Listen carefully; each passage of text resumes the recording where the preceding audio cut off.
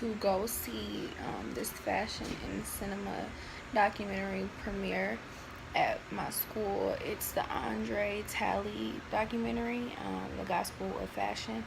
I'm about to go see that. Starts at 9. I actually woke up late, but I should get there on time. After that, I'm gonna just run some errands, but I'll see y'all when I get there.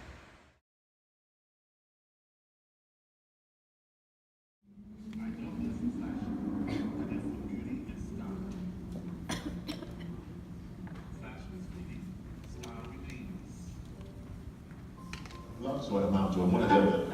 I played 2 roles. I played every role. And you know you were well suited. Yes, I did. So I'm leaving CVS. I have to wait for a prescription, so I'm gonna go to Barnes & Noble. The documentary was absolutely amazing. So yeah, that's all.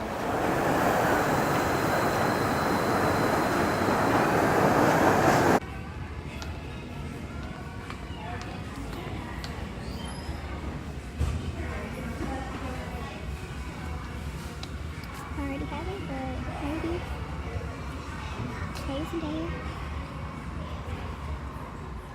Hey Naomi. Hey Issa. Tiffany. We all just chilling.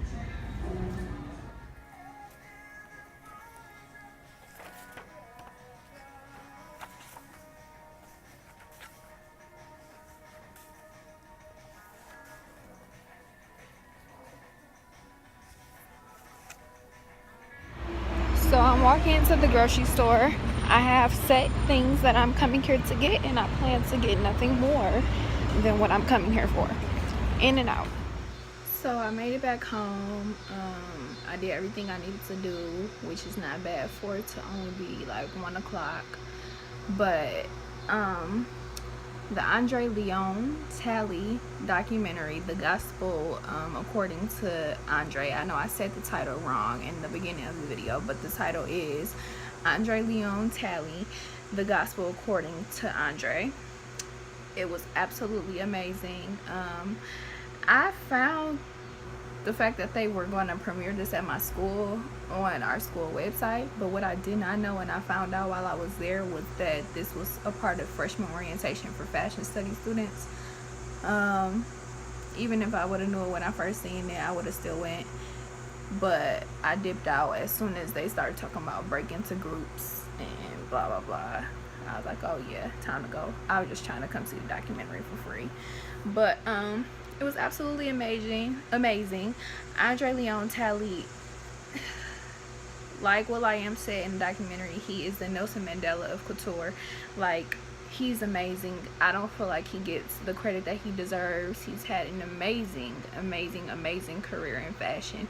He's contributed so much. He's so smart and knowledgeable about his craft and so talented.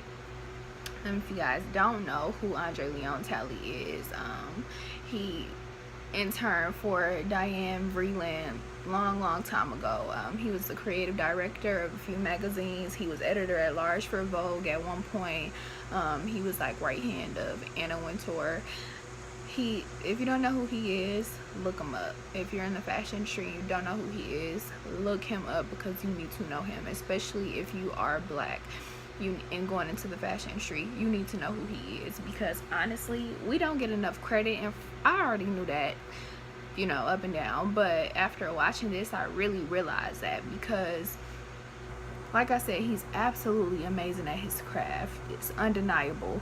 Everybody in the fashion industry knows that he knows exactly what he's doing, and they always wanted him around. He was always on the scene, but a lot of people didn't know who he was. A lot of people accumulated or associated, I should say, his being able to be on the scene and be front row at these important shows and be around all these important designers, as he was sleeping with these designers, which was not true, and which is very disrespectful. Just because you don't know someone or you feel like they don't belong, you said that they're only here because they're sleeping with important people. Like, no, that was definitely not the case. And for him being black, I feel like a lot of people used him being around as like an amusement because they didn't know who he was. He was 6'6", tall, flamboyant, fashionable. He knew what he was talking about, so it was more amusing than anything to have him around. But I feel like he does not get the credit that he deserves. I feel like we need to stop, and not to say this is what he did, but from the documentary I do feel like this is kind of what he did. Like, he let a lot of the racial profiling and racial issues slide right past because he didn't want to talk about it too much, so he just suppressed the trauma and the pain. But I feel like we are always too, as black people, we become too thankful to be at the table or be in the room that we don't demand what we really deserve. We're too thankful, like, oh, I'm just glad to be here. Stop being just glad to be here and take what you deserve. If you know that you deserve it, go get it. It's not, okay, I'm here. Okay, I'm done being thankful. I'm done being grateful. I'm done being appreciative. It's time to work, and it's time for me to get what I deserve, period. And also, Anna Wintour even said that she learned so much from him. His fashion background was much greater than hers, but you don't see him getting as much credit or praise as she did. And I honestly feel that it's absolutely absurd for him not even to be serving on any of the fashion boards or the CFDA fashion board, or being even have given the position of editor-in-chief at Vogue. Like, I feel like he should have been given that a long time ago. He may not have wanted it, because with editor at large, you get to do whatever the hell you want, honestly. And with editor-in-chief, your responsibilities are a little bit more specific. I mean, you are, you know, top HBIC, but your responsibilities are a little bit more streamlined to specific things. And with editor at large, you can really pretty much do what you want to do, as long as it's within that business or that magazine or that fashion house. But I don't know, it just kind of opened my eyes to a lot of things. But I love the documentary. I so wish that I was getting into the fashion industry during those times, during the 40s, the 50s, the 60s, the 70s, around when it was so many innovators. It was Yves Saint Laurent, it was, you know, everybody just around, just having a good time, just really into the field. They're not doing it for popularity, and people aren't you know, getting praised because they're popular, but because they actually know what they're doing. They're actually passionate about this craft. People were passionate about what was going on. They were into having a good time and not all the extra stuff. So I really do wish that I was getting around, born, and, you know, getting into fashion during those times. But I do kind of feel like that, I guess you can say, that closeness of all the designers and people in the fashion world, I hope that it's going to come with the people in my generation. But I really do wish I was during that time, man. Things would have been so crazy, bro. But this is probably the end of the vlog for today.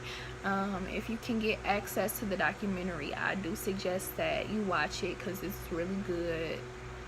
And another documentary that is really good is The Eye of the Editor, I believe is what it's called, and it's basically going through all the editor-in-chiefs of Vogue from, you know, beginning to end, well, beginning to now. So yeah, this is it for today, or at least that's how I feel for right now. But peace out, y'all. Thanks for watching. Y'all, excuse my bonnet, but just thought I would continue the vlog here. It is currently Sunday. I'm about to, well, I'm cooking me something to eat right now. I'm about to get dressed after I eat and then head out to do a little bit more grocery shopping and some errands. But we got this, my famous potatoes, biscuits, and bacon. In the back, y'all hear my favorite show, Law and Order SVU. But like I said in the previous clip, I'm about to eat, get dressed, and go run some errands. Finally left out the house. I'm just about to run to the grocery store up the street to get some fruit, and that's it. Then I'm going back in the house. I hate doing stuff on Sundays, and it's hot, so I'm about to make this real quick. So I'm currently in a grocery store. I'm actually almost done. I didn't vlog while I was in here because I was trying to get in and get out, honestly, but I'm almost done. I just got back home. I look crazy because it's hot as hell outside, but I ended up having to take an Uber because my bag was so heavy, and I usually would just, you know, say forget it and just walk, but my bag broke too. So yeah, I ended up taking an Uber, which I hate because I'd rather walk or take the bus or something than to pay for an Uber. And I literally live down the street, but I just took an Uber. I'm home now. I got a good amount of stuff. I'll show y'all in a second. I got some mangoes, some oranges, some apples. I got some green beans, some strawberries, some pita bread, some orange juice, a simple lemonade, a pineapple, some milk, some cream cheese. They had corn for $4, and then I got some garlic sauce.